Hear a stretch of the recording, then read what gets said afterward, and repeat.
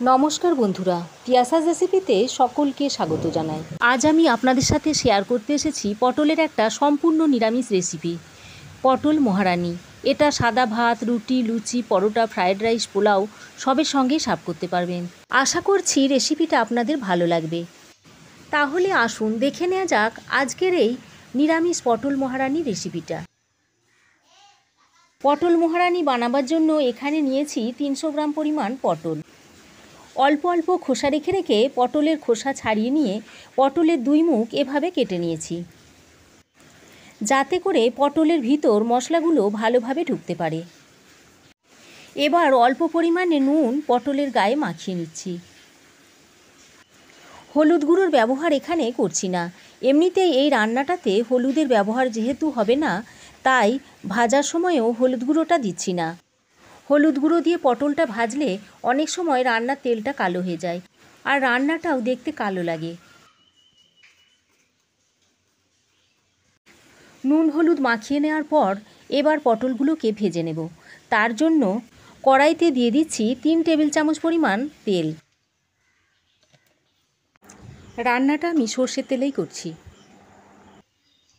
তেলটা গরম হয়ে এলে এতে পটলগুলো ছেড়ে দিচ্ছি। এবার গ্যাসের ফ্লেমটা মিডিয়ামে করে পটলগুলোকে হালকা বাদামি করে ভেজে নেব। বেশি কড়া করে পটলগুলো ভাজবার দরকার নেই, বেশি করে ভাজলে পটলগুলো একেবারে নরম হয়ে যাবে, তখন আর খেতে ভালো লাগবে না। তাই পটলগুলো হালকা করে ভেজে নেব। ওদিকে পটলটা ভাজতে ভাজতে আমি এদিকে মশলা তৈরি করে নিচ্ছি। তার জন্য মিক্সির ছোট জারের মধ্যে দিয়ে দিচ্ছি 6-7টা মতো কাজু বাদাম, আর দিয়ে দিচ্ছি 6-7টা আমন্ড বাদাম। বাদামগুলো আমি আগে থেকে 10 মিনিট জলে ভিজিয়ে রেখেছিলাম।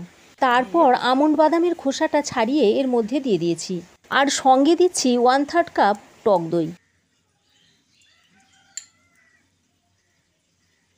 কোয়ার্টার চা চামচ দিয়ে দিচ্ছি কসুরি মেথি, আর 1 চা চামচ কাশ্মীরি লঙ্কার গুঁড়ো দিয়ে সমস্ত মশলা দিয়ে একটা মিহি পেস্ট তৈরি করে নিয়েছি।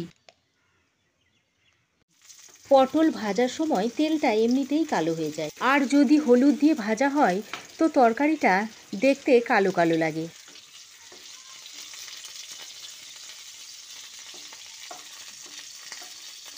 সব দিক উল্টে পাল্টে লালচে করে পটলগুলোকে ভেজে নিতে হবে।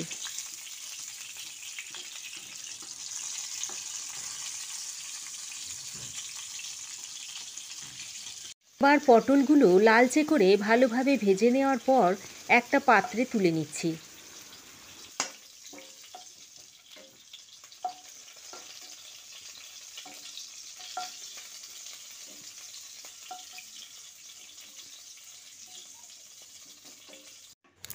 এবার ওই তেলের মধ্যে দিয়ে দিচ্ছি 1 চা চামচ পরিমাণ আদা বাটা, আর হাফ টিস্পুন মতো হিং দিয়ে দিচ্ছি।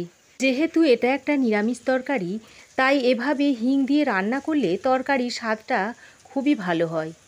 তাই হাতের কাছে যদি হিং থাকে তাহলে হিংটা দিয়ে দেবেন। আদা ও হিংটা দেওয়ার পর বেশ কিছুক্ষণ নেড়ে চেড়ে নিতে হবে। এবার যে মশলার পেস্টটা তৈরি করে রেখেছিলাম সেটা দিয়ে দিচ্ছি।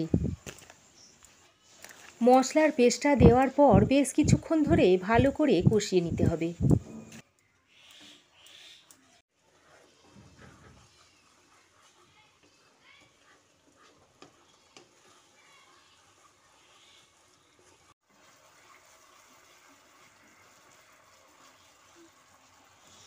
প্রায় 3-4 মিনিট ধরে মশলাটাকে কষিয়ে নিয়েছি। তারপর ভেজে রাখা পটলগুলো অ্যাড করে দিচ্ছি। পটলগুলো দিয়ে মশলার সঙ্গে ভালো করে মিশিয়ে দিচ্ছি।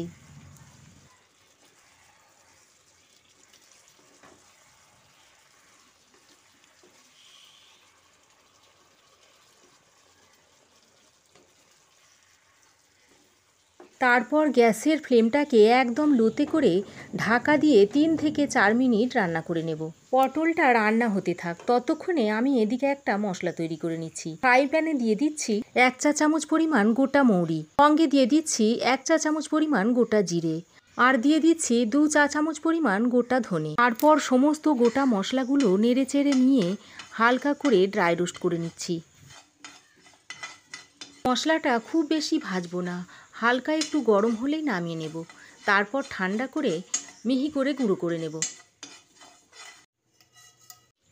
লো ফ্লেমে 3-4 মিনিট ঢাকা দিয়ে রান্না করে নেওয়ার পর পটলগুলো ভালোভাবে সেদ্ধ হয়ে গেছে। এবার এখানে ভাজা মশলাটা দিয়ে দিচ্ছি, আর সঙ্গে দিয়ে দিচ্ছি 1 চা চামচ মতো চিলি ফ্লেক্স। তারপর হাফ কাপ মতো উষ্ণ গরম দুধ দিয়ে মিশিয়ে নিচ্ছি। উষ্ণ গরম দুধটা দিয়ে মিশিয়ে নেওয়া হয়ে গেলে এর মধ্যে দিয়ে দিচ্ছি স্বাদ মতো নুন আর চিনি। নুন ও চিনিটা দিয়ে আরও একবার সমস্ত কিছু ভালো করে মিশিয়ে নিচ্ছি, আর দিয়ে দিচ্ছি কয়েকটা চেরা কাঁচা লঙ্কা।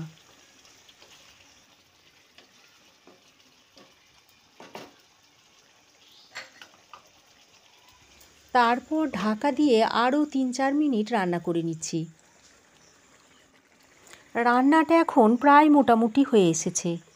এবার এ পর্যায়ে দিয়ে দিচ্ছি আরও একটু কসুরি মেথি। কসুরি মেথিটা আগেও আমি একবার মশলার পেস্টে ব্যবহার করেছি, আর এখন আরও একবার দিয়ে দিচ্ছি।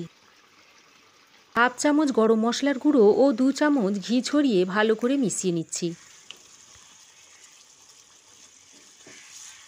সব কিছু ভালোভাবে মেশানো হয়ে গেলে গ্যাসের ফ্লেমটা বন্ধ করে দিচ্ছি। তারপর ঢাকা দিয়ে 5 মিনিট স্ট্যান্ডিং টাইমে রেখে দেওয়ার পর সার্ভ করে দিচ্ছি। রুটি, পরোটা, লুচি, পোলাও, ফ্রায়েড রাইস সমস্ত কিছুর সঙ্গেই এই পটল মহারানিটা খেতে অসম্ভব ভালো লাগে। আশা করি আমার এই আজকের সম্পূর্ণ নিরামিষ পটল মহারানির রেসিপি আপনাদের ভালো লেগেছে। ভালো লাগলে এই রেসিপিটা বাড়িতে একবার অন্তত বানিয়ে খেয়ে দেখবেন।